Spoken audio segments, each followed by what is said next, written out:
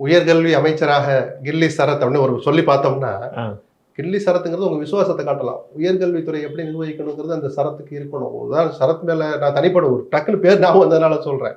ஒவ்வொரு துறையில இப்ப இருக்கிறவங்கள எளிமையான மனிதர்களை எம்எல்ஏ ஆக்குனார் நம்ம சொன்னோம் இல்லையா? அது ஒரு பார்வை, பாராட்டு. அதுல ஒரு 30 பேரை தான் 25 பேரை தான் மந்திரி ஆக்க போறாரு. தங்களுக்கு கொடுக்க போறத அவங்களுக்கு முதல்ல என்னன்னே புரியும். எம்எல்ஏனால என்னன்னு புரியாது அவங்களுக்கு. என்ன அதிகாரம், என்ன பொறுப்பு. இப்ப அமைச்சருங்கிறது அதுக்கும் மேலான ஒரு விஷயம்.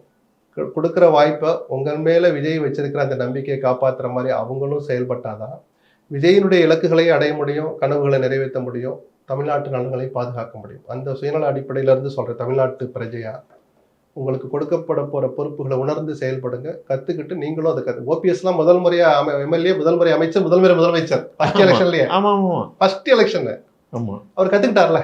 எல்லாரும் ஓபிஎஸ் ஆயிட முடியாது. ஆனாலும் அந்த வாய்ப்பு கடவுள் உங்களுக்கு கொடுத்திருக்கிறான்னா அதை சரியா பயன்படுத்திக்கணும்னு உதயநிதி கூட முதல் இதுலயே துணை முதலமைச்சர். அவருக்கெல்லாம் உதவி செய்யறதுக்கு ஒரு கூட்டம் காத்திருந்தது. அப்பா முதலமைச்சர் எல்லாரும் ஏவகங்கட்டி இருந்தாங்க. இன்னைக்கு அப்படி இல்லை. இந்த இடமே அவங்களுக்கு பிரம்மாண்டமா இருக்கும். கோட்டைக்குள்ள போற போது அந்த அந்த எல்லாமே பெருசா இருக்கும். அந்த அந்த ஏற்பாடுகளை பார்த்தாலே அவன் திணறிடுவான். மந்திரிக்கு இவ்வளவு இருக்கா அப்படின்னு. ரைட்டு, கடவுள் கொடுத்த வரம் அதை நல்லபடியா காப்பாத்த.